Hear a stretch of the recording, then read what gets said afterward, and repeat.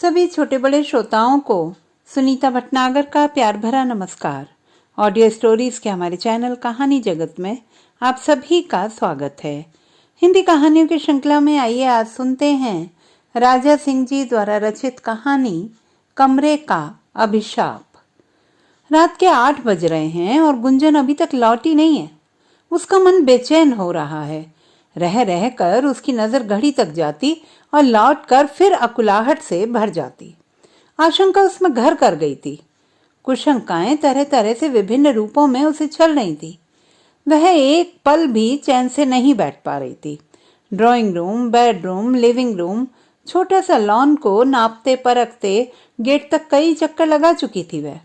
कभी कभी गेट पर खड़े होकर उचक उचक कर देखती कि गुंजन आती दिखाई पड़ जाए और काफी देर तक एक टक देखते रहने पर भी उसे गुंजन दिखाई नहीं पड़ती थी। चक्कर पर चक्कर, चक्कर पर चक्कर, जैसे उसके चक्कर लगाने से वह जल्दी लौट आएगी। पप्पू अपने होमवर्क्स में बिजी है। 1-2 बार उससे भी पूछ आई है या अपनी चिंता व्यक्त कराई है। पप्पू, दीदी अभी तक आई नहीं है। वह होमवर्क से ध्यान हटाकर उसकी तरफ प्रश्न उछाल देता है। क्यों? फिर दीदी कहाँ गई है? वह काफी छोटा है, वह क्या समझेगा माँ की चिंता। जिन्हें समझना चाहिए वही नहीं समझते। कैसे बाप हैं। शाम को जब श्रीमान प्रतीक चौधरी अपनी फैक्ट्री से आए तो अपनी लाडली को न देखकर पूछ लिया था, गुंजन कहाँ है? उसने बताया था कि आज कॉलेज से ही नहीं आई है। साहबजादी का फोन आया था, आज फ्रेंड्स के साथ पिक्चर देखने का प्रोग्राम बन गया है, वहीं से सीधे चली जाएगी। चौधरी साहब ने भी बेफिक्री दिखाई। कोई बात नहीं, और चाय नाश्ता करके निकल गए अपने यार दोस्तों के पास घूमने, टहलने और गपियाने। जरा सा भी बेटी पर कंट्रोल नहीं करते, ऊपर से बढ़ावा और देते रहते। बाप, बेटी और पप्पू सभी मॉडर्न है, सिर्फ वही एक है पिछड़ी हुई। बेटी तो अक्सर उसे लतिया देती है जब वह रोक टोक करती है। ये ठीक नहीं है, ऐसे मत करो, ऐसे नहीं बोलते, दोस्तों में लड़के क्यों हैं? मम्मा तो कुछ समझती ही नहीं है, एकदम ओल्ड फैशन्ड है। आप कुछ पढ़ी लिखी भी हैं, कुछ जानती वानती भी हैं। वह अक्सर फटाक से बोलती है। तेज तर्रार बाप से शिकायत करो तो चुप लगा जाते हैं, एक तरह से उसी का फेवर करते हैं। अब तो पप्पू भी बिगड़ने लगा है।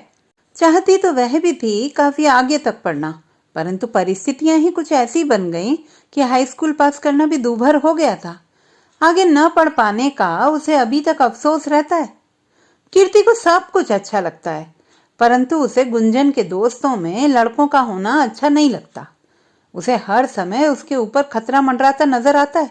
उसे लगता है कि वह सुरक्षित नहीं रह पाएगी। यह आशंका उसे हर समय सताती रहती है। गुंजन के दोस्तों में लड़कियां कम, लड़के ज्यादा थे, जो उसे और भी चिंताग्रस्त बनाते थे।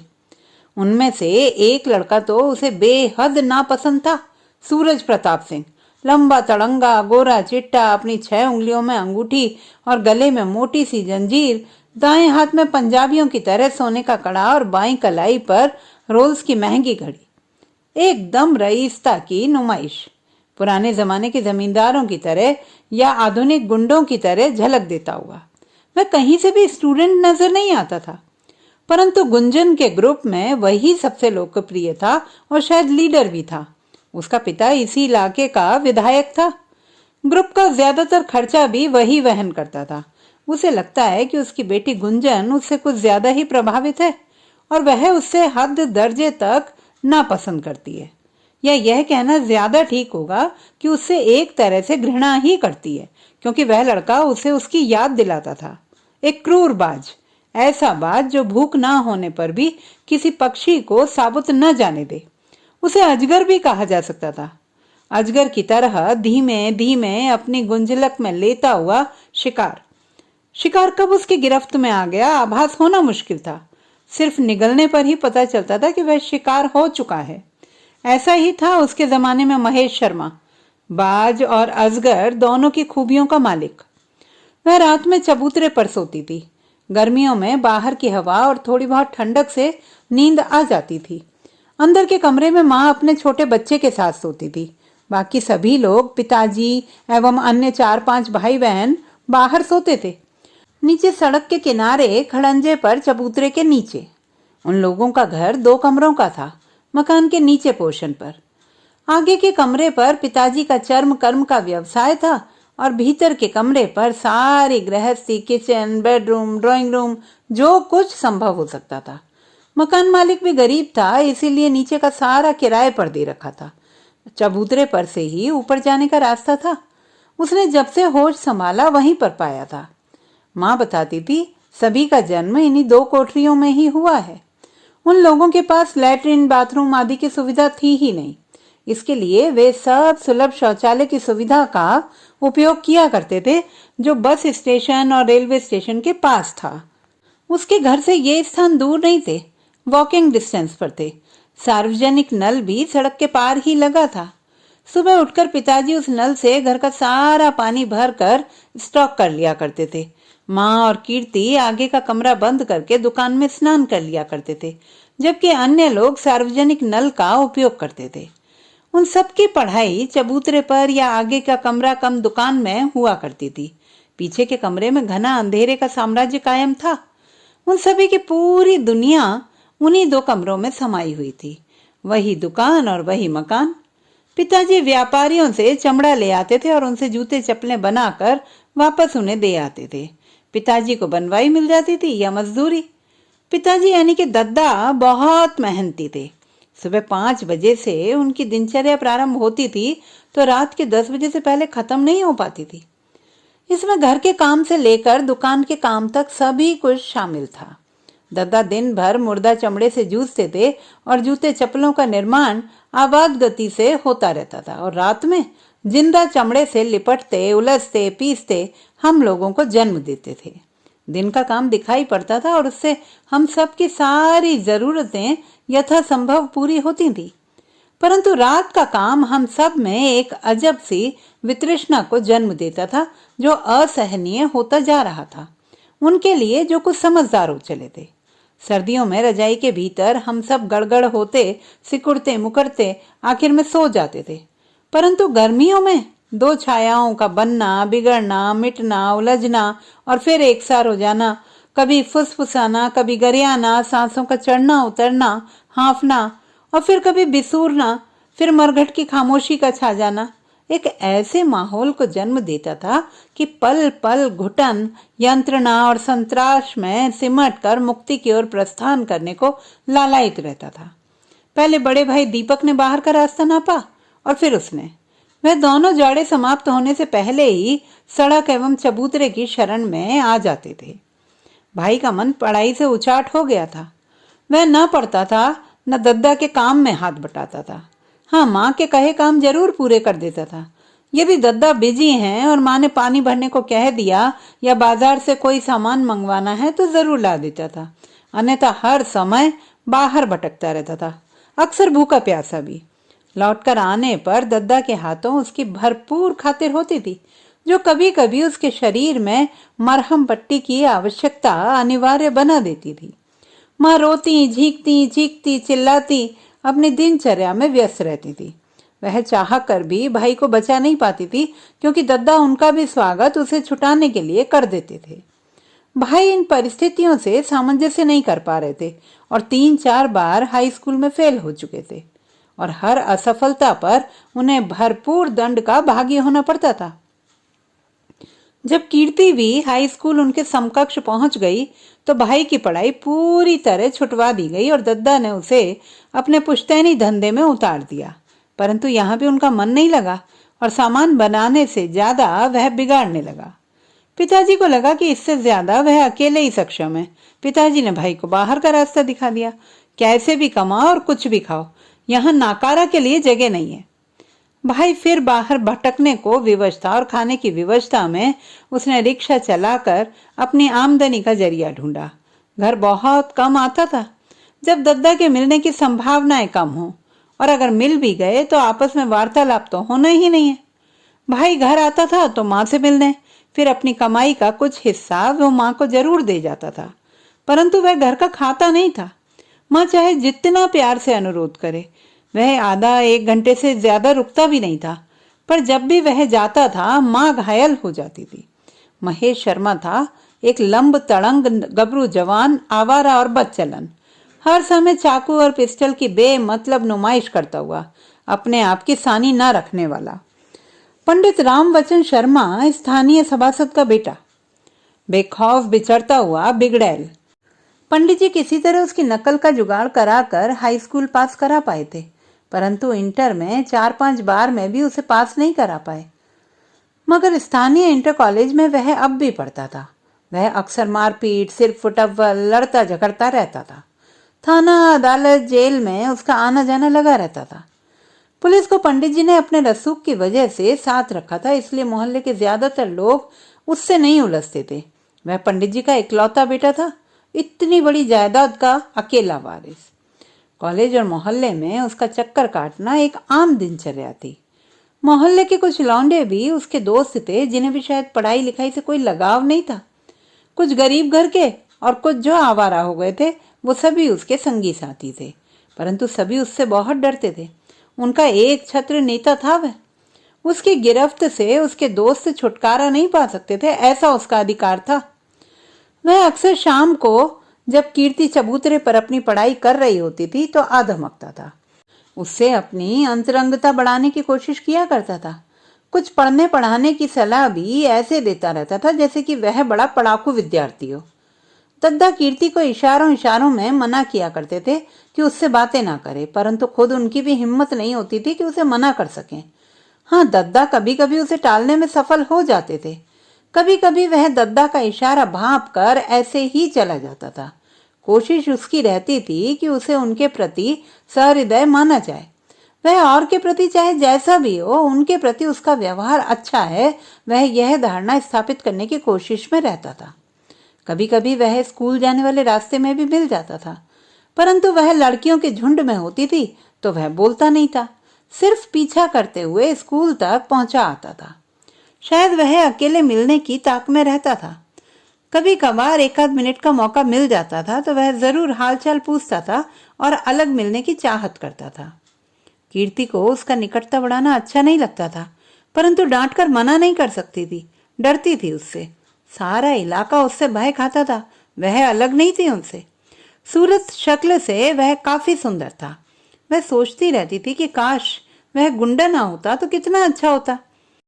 वह घर के बाहर चबूतरे पर सोई थी, एकदम गहरी नींद में थी। बाहर नींद बड़ी मुश्किल से आती है। जब तक सड़क तेज चलती है, नींद भी पीछे रहती है। सड़क के धीमे होने पर नींद जल्दी आती है। आज घनी अंधेरी रात थी और पास के लैंप पोस्ट की ट्यूबलाइट भी जल नहीं रही थी। अंधेरा और गहरा गया था।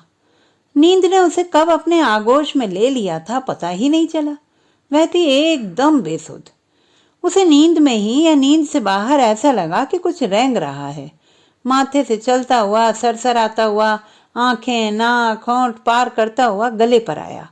थोड़ी देर वहां रुका और फिर सफर चला दोनों पहाड़ियों पर मटर गश्ती करता हुआ घाटियों में उतर गया।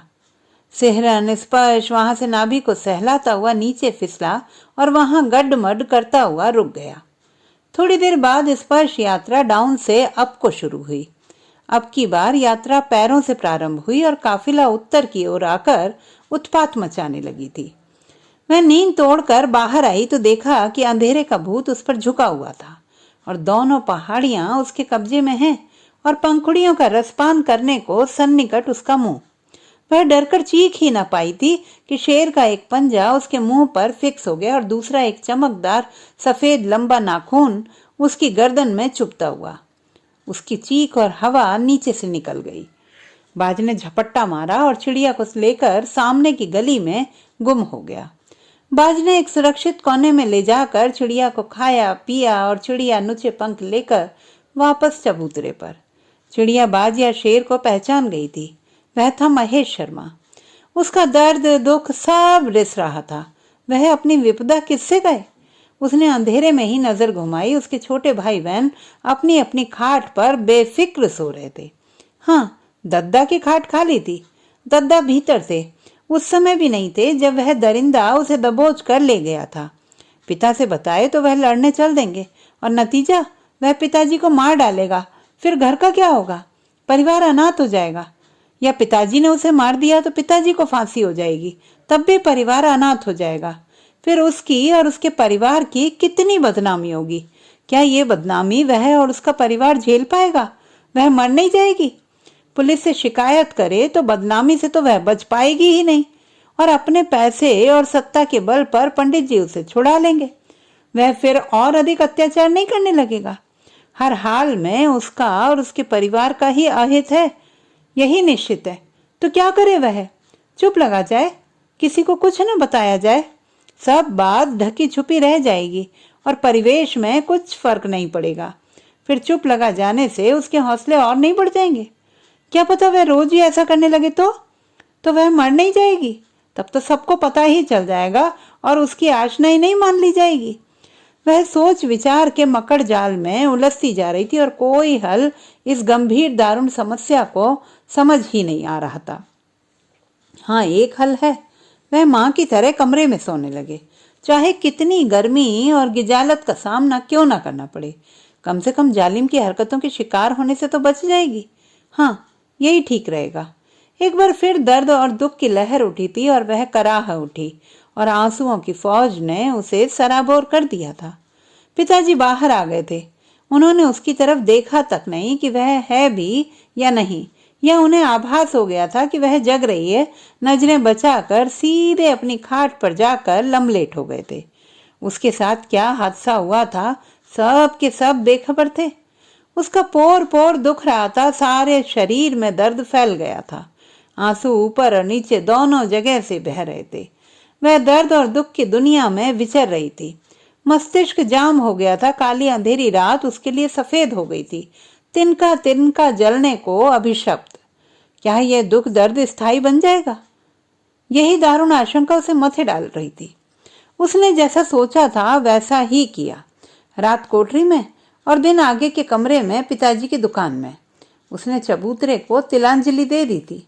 हालांकि एक हफ्ते तक तो वह भी नहीं दिखा किसी भी समय, परंतु हफ्ता बीतते बीतते वह फिर प्रकट हुआ। परंतु अब की बार निराशा उसके हाथ लगी थी। वह मिलना तो दूर, उसे देख भी नहीं पाया था। वह भनक लगते ही और पीछे की कोठरी में सरक जाती थी। 10-12 दिन बेचैनी के साथ शांति से बीत गए थे और उसे लगा कि उसकी तरकीब काम कर गई है, परंतु ये छलावा साबित हुआ। उसने स्कूल के रास्ते में उसे पकड़ा और स्कूल से लौटते वक्त उसे धर दबोचा। कटी कटी क्यों रहती हो? बचती क्यों फिर रही हो? कमरे से बाहर क्यों नहीं आती? माता पिता ने मना किया है। क्या घर में बता दिया होता तो पिताजी तुम्हें काट न डालते? मोची की इतनी हिम्मत, ये देखा है? उसने अपना तमंचा लहराया। एक ठाए और सब कुछ समाप्त। वह मन ही मन सिहर उठी। अकेले कब मिलोगी? नहीं मिलना है, कभी नहीं मिलना है। तो फिर ठीक है, शाम को घर में घुस आऊंगा और घर में उस दिन की बात बताऊंगा कि कैसे मटक के अपनी इच्छा से सब काम करवा लिया। बहुत सीधी समझते हैं तुम्हें सब। नहीं, ऐसा मत करना, खून खराबा हो जाएगा। वह भीतर तक कांप गई थी। दद्दा ना उसे छोड़ेंगे न महेश को। हत्याकांड हो जाएगा और बदनामी सर चढ़कर बोलेगी। वह क्या मुंह दिखाएगी? मरकर भी उसकी बदनामी नहीं जाएगी। वह हाथ छुड़ाकर जल्दी जल्दी घर को चल देती है। महेश भी अब कुछ नहीं टोकता है। उसने कीर्ति पर ठूस ठूस कर डर और आतंक भर दिया था। चुईया को 15, 20, 25 दिनों में अपने आप को अजगर को सौंपना ही पड़ता था, संभावित हत्याकांड से बचने के लिए। इसके लिए उसे स्कूल बंक करना पड़ता था। कभी सिनेमा ले जाता था तो कभी पार्क का कोना या कभी सड़े से होटल में, जब जैसी उसकी इच्छा होती थी नोचने खसोटने या निगलने की। स्कूल बंक करना छुपा न रह सका। उसकी सहेलियों ने ही चुगली कर दी और महेश के साथ संबंधों का खुलासा मोहल्ले से गुजरता हुआ घर तक पहुंचने लगा था। और रही सही कसर उसके भाई दीपक ने आकर पक्की कर दी थी। उसे पता नहीं कहाँ उसने उन दोनों को देख लिया था। पहली बार पिता और भाई एकमत हुए थे और माँ की औकात ही क्या थी विरोध की, मगर वह भी सहमत थी। उसका स्कूल बंद करवा दिया गया और वह 2 कमरों के दड़बे में कैद कर दी गई। कीर्ति दड़बे में बंद तड़फ रही थी, घुट रही थी। उसे सिर्फ एक ही चिंता थी कि उसका हाई स्कूल का फाइनल एग्जाम किसी तरह से हो जाए। एग्जाम के लिए स्कूल जाना ही पड़ेगा। क्या तब तक ठीक हो पाएगा सब और वह निकल पाएगी? सब कुछ अनिश्चित था। उसे पढ़ाई का बहुत शौक था, परंतु और पढ़ाई तो क्या, इस हाई स्कूल होना भी मुश्किल लग रहा था। अब वह कई बार अम्मा और दद्दा से कह चुकी थी, परंतु उसकी सुनी अनसुनी हो रही थी। इधर महेश की निगरानी ढीली पड़ चुकी थी। एक दिन में वह एक आध बार ही आता था और उसके दड़बे के आसपास उसका मंडराना भी कम हो गया था। उसे उम्मीद हो रही थी कि कम से कम उसके एग्जाम में शायद अवरोध ना पड़े। दोपहर के 3 बज रहे थे। वह दुकान में बैठी अपनी पढ़ाई कर रही थी। दद्दा अपने काम में व्यस्त थे। पढ़ाई में ध्यान कम था। वह सड़क की तरफ देख रही थी। सोच रही थी कि क्या अब वह स्वच्छंद हो पाएगी, क्या वह फिर पढ़ सकेगी। परंतु निराशा इस कदर चिपक गई थी कि स्कूल तो अब सपने में भी नहीं आता था। आती थी तो वह भयानक काली रात और तरह तरह के भूत प्रेत और राक्षस या सर्पदंश से तड़पती उसकी लाश। अचानक उसकी नजर सामने स्थिर हो गई। राक्षस को पुलिस पकड़ के लिए जा रही थी। उसकी नजरें टकराईं और महेश ने नजरें झुका ली थी। वह पुलकित हो उठी थी। उसे लगा कि उसकी आजादी आ गई है। उसी दिन उसका भाई दीपक आया था। उसने बताया कि महेश शर्मा ने धनीराम का कत्ल कर दिया है और पुलिस ने उसे गिरफ्तार करके जेल में डाल दिया है। धनीराम महेश के घर के सामने ही रहता था। महेश धनीराम की पत्नी को अक्सर छेड़ता रहता था। उनकी शादी अभी 6 माह पूर्व ही हुई थी। महेश की उस पर बुरी नजर थी। धनीराम कई बार महेश को टोक चुका था और पंडित जी से शिकायत भी कर चुका था, परंतु महेश कहाँ मानने वाला था। उस दिन जब धनीराम की पत्नी मंदिर जा रही थी तो महेश ने उसे दबोच लिया और अश्लील हरकतें करने लगा। उसी बीच धनीराम पहुंच गया। दोनों में जमकर लड़ाई होने लगी। धनीराम तगड़ा पड़ रहा था। उसने महेश को उठाकर पटक दिया और उसकी जबरदस्त धुनाई कर दी। महेश पिटकर भागा और लौटकर आया तो तमंचे से धनीराम की हत्या कर दी। धनीराम के पिता की पहले ही मृत्यु हो चुकी थी और धनीराम की हत्या होने से सास और बहू चीत्कार कर उठी और हाहाकार मच गया। पुलिस आई और महेश को पकड़ कर ले गई। अब जिंदगी भर जेल में सड़ेंगे। इस खबर ने दद्दा में जवानी भर दी और कीर्ति ने राहत की सांस ली। दद्दा ने भाग दौड़ कर कीर्ति की शादी प्रतीक से तय कर दी। वह चाहते थे कि महेश जब तक छूट कर आए उससे पहले ही बेटी अपने घर चली जाए। किसी तरह उसकी हाई स्कूल की परीक्षा पूरी हुई और उसके हाथ पीले कर दिए गए।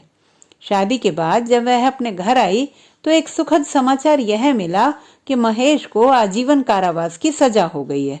तो उसने पूरी तरह अपने को अजगर से आजाद पाया। अब वह आश्वस्त थी कि उसकी जिंदगी में छाई हुई काली परछाई छट चुकी है और नई जिंदगी निर्बाध रूप से चलेगी। कीर्ति चल चल कर निढाल हो गई थी और अपनी पुरानी गुजरी कहानी के चक्रव्यूह में इस कदर फंस गई थी कि उससे बाहर निकलना असंभव लग रहा था। उसे लग रहा था कि क्या इतिहास फिर दोहराया जाएगा, शायद नए रूप में। उस पर गुजरा प्रकरण क्या उसकी बेटी गुंजन अंगीकार करने जा रही है? नहीं नहीं, इसे रोकना ही होगा, चाहे उसे कितनी ही सख्ती क्यों ना करनी पड़े। वह पीछे नहीं हटेगी। इस मामले में वह चौधरी साहब की भी चलने नहीं देगी। डोरबेल लगातार बज रही थी, परंतु उसका ध्यान अपने में ही उलझा हुआ था। पप्पू कार्टून देखने में मस्त था। वैसे भी डोरबेल वही ही अटेंड करती थी, चाहे वह कितनी ही व्यस्त क्यों ना हो। अचानक उसकी तंद्रा टूटी और उसे लगा कि कहीं दूर से घंटी की आवाज आ रही है। उसे समझने में देर न लगी। अरे हाँ, ये तो अपने ही घर की डोरबेल की आवाज है। उसने डोर खोला तो देखा बाप बेटी दोनों एक साथ थे और देर से दरवाजा खुलने की झुंझलाहट दोनों में साफ दिखाई पड़ रही थी। कीर्ति का दिमाग अनहोनी की आशंका से पहले ही पीड़ित था। उसने दोनों हाथों से गुंजन को खींचा और ताबड़तोड़ पीटना चालू कर दिया। पीटने के साथ साथ उसका चीखना चिल्लाना बदस्तूर जारी था। इतनी रात को आ रही हो? आवारागर्दी सवार है? किसके साथ घूम रही थी? उसी विधायक के लौंडे के साथ? आज मैं तेरा क्रियाकर्म करके ही रहूंगी। वह ऐसे व्यवहार कर रही थी कि जैसे हिस्टीरिया का दौरा पड़ गया हो। गुंजन को पीटने का सभी हतप्रभ रह गए थे। सबके लिए यह अप्रत्याशित, अविश्वसनीय, अकल्पनीय था। किसी तरह चौधरी साहब ने कीर्ति को गुंजन से अलग किया, परंतु वह रो रही थी जैसे कोई मर गया हो। तो दोस्तों, ये थी हमारी आज की कहानी। आपको कैसी लगी कमेंट बॉक्स में लिखना ना भूलें। चैनल को सब्सक्राइब करें, लाइक करें और मित्रों के साथ शेयर करें।